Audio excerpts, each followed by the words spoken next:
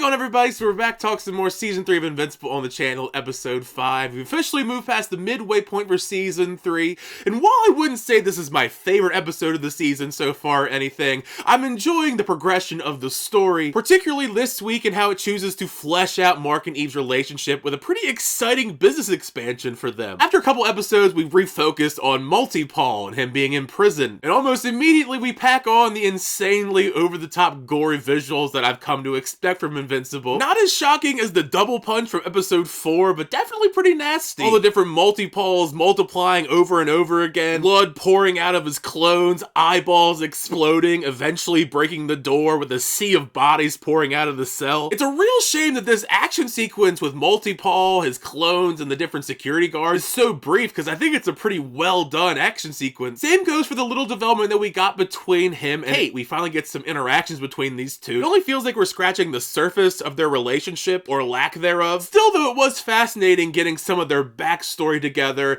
and seeing them taking different paths, one being a hero, one choosing to be a villain. With where we left off Mark and Eve in the last episode, how the two of them try so badly to play coy about everything in front of Debbie and Oliver the next morning around breakfast. It was pretty hilarious, even though it's made pretty clear that both of them, even though Debbie doesn't admit it until the end of the episode, they knew what was going on. Oliver for sure knew. I mean, Oliver minces no words, saying that he basically heard everything because they made so much noise it kept him up all night. The largest development for Eve and Mark in this episode, and for the future for them, is how quickly they're moving forward with big steps in their relationship, trying to get an apartment together. The only major problem with this predicament, though, is the fact that they are broke. They don't have jobs, so how are they going to afford an apartment? Thus, we get the pretty creative idea where they just loan themselves out as superheroes, offering their superhero services to businesses with the very clever title calling themselves Invincible Inc. I think it's a pretty fun idea, and it definitely has a lot of potential going forward. We'll see just within this same episode how rough this kind of business can be with Titan and Mr. Liu. Speaking of Titan, I didn't really talk about this much yet, but it is kind of unfortunate that Titan is now no longer voiced by Mahershala Ali like he was back in season 1. Probably wouldn't notice unless you were just really listening hard. Todd Williams, though, still does a pretty good job voicing the character. There's a surprising amount of depth given to Titan in this episode, with how much he cares about his family, and though he is a villain, he is trying to do some good for his community, in turn making you feel kind of bad for him getting mixed up with the Order, giving him this ultimatum that either he breaks Multi-Paul out of jail, or they're going to hurt people close to him like his daughter and himself. He's definitely stuck between a rock and a hard place with the decision making here, no pun intended. Even after he goes and tries to get advice from Machine Head, along with attempting to even have Mark help him out, which Mark actually declines. Compared to a lot of other superhero media, I kind of like them just having a casual stroll through his neighborhood, discussing these matters civilly without trying to beat each other up or anything like you would expect in most superhero comic book stuff. Like I said, I kind of expected Mark to just agree and help Titan out, but he actually declines. I do kind of get it though. It's a tough decision to make as far as which is the lesser of two evils. You help him out or you help the Order out. I mean, I probably would have helped out Titan in this situation. During the main storyline though, I like that we focused on developing some of the other characters in Invincible.